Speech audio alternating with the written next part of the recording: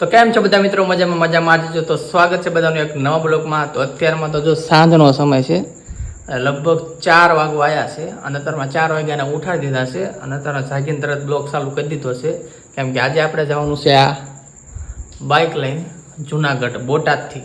તો એન્ડ સુધી બધા બ્લોગમાં બન્યા રહેજો અને આગળ પણ આપણી સાથે જે કોઈ લોકો આવવાના છે એમને પણ આપણે તમને મુલાકાત કરાવશું. યુટ્યુબર જ છે અને બહુ સારા એવા બ્લોગર છે, તેમને પણ તમને આગળ મુલાકાત કરાવશું. અને અત્યારમાં થઈ ગયા છે જે નાવાનું તો આપણે બાકી છે. અને આ બાજુની વાત કરું તમને તો નાઈબાઈ તૈયાર થઈ ગયા છે. જો તો પેલા તો બધાને જય કષ્ટભંજન દેવ, જય દ્વારકાધીશ, ગુડ મોર્નિંગ. સવારના જો ક્યારની જગાડતી તે હજી અત્યારે ઠેઠ જાગ્યા છે. કેમ કે આ રાતે થોડુંક કામ હતું અને એટલે થોડુંક લેટ થઈ ગયું અને ઘડિયાળમાં તો 4:30 જેવું થઈ ગયું છે. રાતે લેટ એટલા માટે થયું કે અચાનક જવાનું નક્કી કર્યું અને પાછું આઈફોનમાં સ્ટોરેજ એ બહુ ઝાઝું હોતું નથી, લગભગ ઓછું છે અને ફોન પણ ફૂલ હતો. એટલે ઘણું બધું આપણે ડિલીટ કર્યું અને થોડું ઘણું પીસીમાં નાખી દીધું છે. એટલે અત્યારમાં ઘણો બધો ખાલી થઈ ગયો છે અને બ્લોગિંગ ચાલુ રાખવાનું છે. જો કે બ્લોગ તો જલ્દી અપલોડ કરવા પડશે. 2 થી 3 બ્લોગ આમાં ઉતારશું તો સ્ટોરેજ પાછું ફૂલ થઈ જશે. તમારા રોજના રોજ બ્લોગ આવી જશે એટલે રોજના રોજ બ્લોગ જોઈએ જ લેજો અને બ્લોગમાં એન્ડ સુધી બને રહેજો. અત્યારમાં તો જો આ બાજુ નાહી તો તૈયાર થઈ ગયા છે. ક્યારની થઈ ગઈ છે, હવે તમે ઉતાવળ રાખો જલ્દી. અને આપણે પણ હવે નાહી લેવી અને પછી મળ્યું, બરોબર? તો બ્લોગમાં એન્ડ સુધી બને રહેજો. બધાને જય કષ્ટભંજન દેવ, જય દ્વારકાધીશ. તો ફાઇનલી મિત્રો જોઈ શકો છો નાહી ધોઈને થઈ ગયા છે તૈયાર ને આ બાજુ જો ઠેલા બેલા બધું કમ્પ્લીટ થઈ ગયું છે, લઈ લીધું છે, તૈયાર થઈ ગયા છે. સુંદરી પુત્રી વટવા લઈ લીધી છે. મોડું કાંઈ નથી થયું. મોડામાં 5 વાગી ગયા, થોડુંક કલાક લેટ થઈ ગયું ને 4 વાગે નીકળવાનો પ્લાન હતો, થોડું મોડું થઈ ગયું. અને આપણે ગાડી આપી દઈશું આંકવા. ના હો અત્યારમાં ન હોય તો ક્યારે? આવતી વખતે. અત્યારમાં એટલે હોવાનું? ના ના અત્યારમાં નહીં, તો અત્યારમાં પાછા જુનાગઢ નહીં કોઈ ગયું. એવું થાય છે? હા નહીં પહોંચી જુનાગઢ? ના ના, એટલે અત્યારમાં ના પડે છે કે અત્યારમાં ગાડી આપશું તો કે જુનાગઢ નહીં પહોંચી. એટલે પેલા તમારે એટલે અત્યારે આપણે તો આંખશું કેમ કે હજી તો અંધારું છે. કા હા અંધારામાં કઈ કતાર નહીં. સારું, હાલો તો એન્ડ સુધી બ્લોકમાં બને રહેજો. આપણે તો ફાઇનલી મિત્રો તમે જોઈ શકો છો કે આપણે ગાડી લઈને નીકળી ગયા છીએ. અત્યારમાં રાતનો સમય છે, માણા પણ કોઈ નથી. ટાંકી તો આપણે જો ફૂલ કરી નાખીશ કેમ કે આપણે જવાનું છે બહુ આગે. તો એન્ડ સુધી બધા બ્લોકમાં બને રહેજો ને આગળ કઈ જગ્યાએ ઊભા રહી ત્યાં આપણે પાછો બ્લોક શૂટ કરશું. તો આપણે ફાઇનલી પહોંચી ગયા છીએ તરગડા અને અહીંયા મોગલમાનું મંદિર છે. તો અમે દર્શન કરવા જઈએ અને તમે પણ દર્શન કરી લેજો હારે હારે. તો આપણે જાવી દર્શન કરવા. આજ આપણે વહેલા જાગ્યા તાર ખબર કંઈક પક્ષીઓ વહેલા જાગી જાય છે. પછી તો જો તમને બધાને દર્શન કરાય તો દર્શન કરી લીજો મોગલમાના. અને આ બાજુ જો દર્શન કરી લીધા છે અમે લોકોએ તો. અને બહુ મસ્ત લોકેશન છે અને એક વખત અવશ્ય મુલાકાત કરજો. મોગલધામ મંદિર પણ બહુ મસ્ત છે, સારું. અને સામેની સાઈડ જે તમે જોઈ શકો છો ધજા છે અને કંઈક આ રીતનું મંદિર છે. આખું લોકેશન બહુ મસ્ત છે. તો એકવાર મોગલમાના દર્શને આવજો. તો ફાઇનલી મિત્રો અત્યારમાં મોગલમાં દર્શન કરી લીધા છે અને મંદિર પણ બહુ મસ્ત છે. જો કે અમે પહેલાં ઘણી વાર આવતા હતા. આ રીતનું કાંઈક મંદિર છે અને વચમાં જતા હતા તો મંદિર આવ્યું એમાં તે પાછી આરતી ચાલુ હોય એટલે મેં કીધું હાલો થતા જાય. અને આરતી બારતી લઈ લીધી છે અને પ્રસાદી ને આપણે પાછા નીકળીએ આપણી ટ્રીપમાં. કેમ કે તમે ટાઇટલ ને થંબનેલ તો જોઈ છે, જવાનું છે જુનાગઢ. બોટાદથી નીકળ્યા હતા અને પછી આરતી ચાલુ હતી એટલે મેં કીધું લેતા જાય. અને આ બાજુ જો સારું બેગ લઈ લીધું. ચાલો એન્ડ સુધી બધા બ્લોકમાં બન્યા રહીજો. તો મિત્રો આ રોડ તમને દેખાડવાનું એટલું જ કારણ કેમ કે અહીંનો રોડ જે છે બહુ મસ્ત છે અને એકદમ ટ્રાફિક પણ સવારમાં ઓછું છે અને અહીં ગાડી આંકવાની પણ બહુ મજા આવે છે કેમ કે રોડ હાવ ખાલી છે. તો ફાઇનલી મિત્રો અત્યારમાં આપણે પહોંચી ગયા છીએ જસદણ અને બોટાદથી નીકળ્યા હતા લગભગ 7 જેવા વાગ્યો આવ્યા છે. કા 6:58 એટલે 7 વાગવા આવ્યા છે અને જસદણ જેવા પહોંચ્યા. અને આ બાજુ જો વરસાદ ચાલુ થઈ ગયો,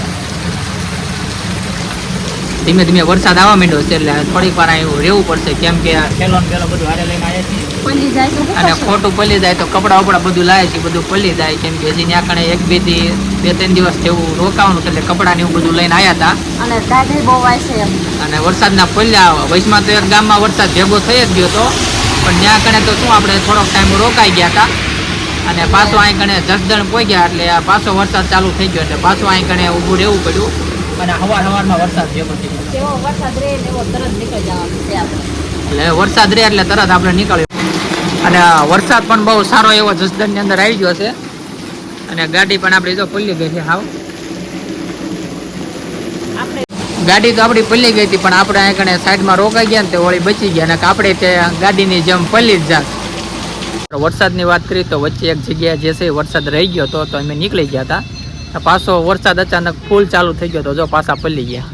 આ બાજુ જોઈજી બેઠા છે, અને અત્યારમાં તો જો હાવ રહી ગયો છે, અને વચમાં પાછો આવો માંડ્યો તો પાછા પલ્લી ગયા. એટલે હવે લગભગ ટાઈડનું ઠરતા જવું પડશે એવું લાગે છે. પલાળી નાખ્યો.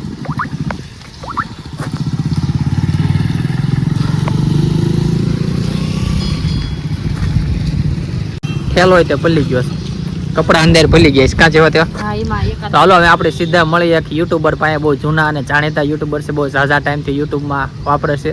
હવે સીધા આપણે એમની પાસે મળ્યું તો એના સુધી બનાવી રહીજો, કોણ છે અને કોણ નહીં તમને ત્યાં કણે ખબર પડી જાય છે.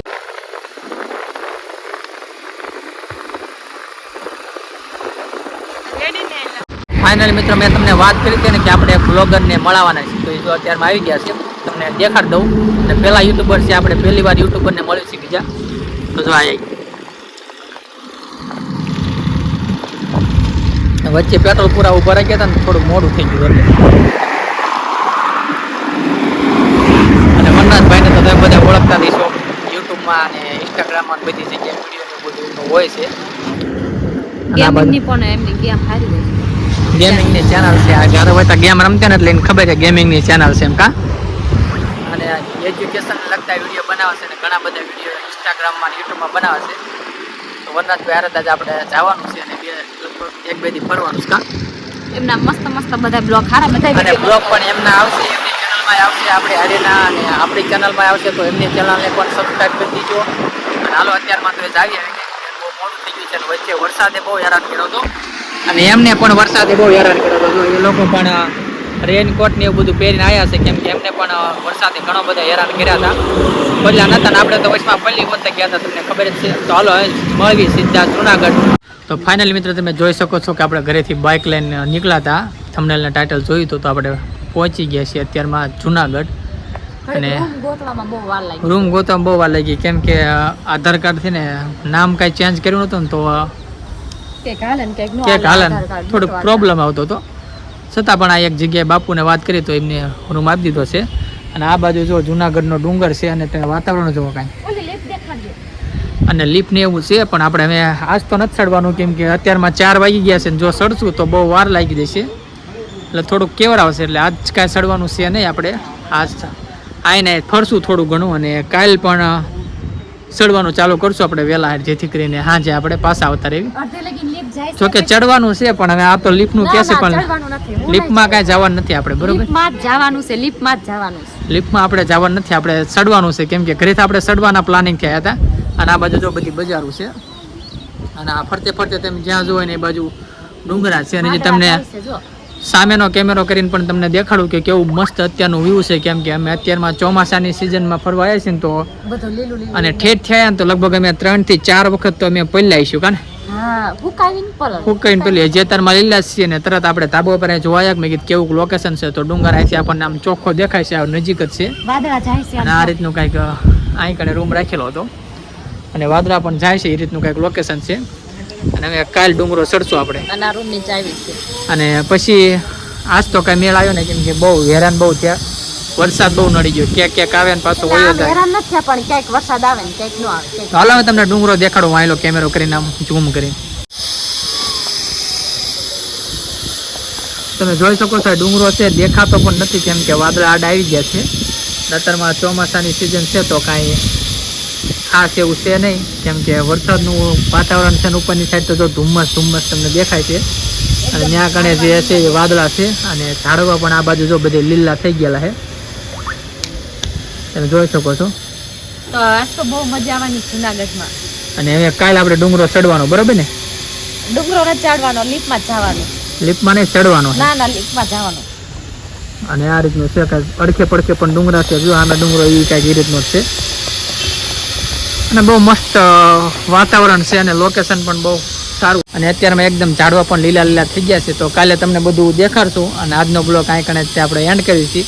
વિડીયો સારો લાગ્યો તો ચેનલને એક લાઈક કરી દેજો, અને સબસ્ક્રાઈબ કરવાનું ભૂલતા નહીં. મળી એક નવા વિડીયો સાથે, બધાને જય કષ્ટભંજન દેવ, જય દ્વારકાધીશ.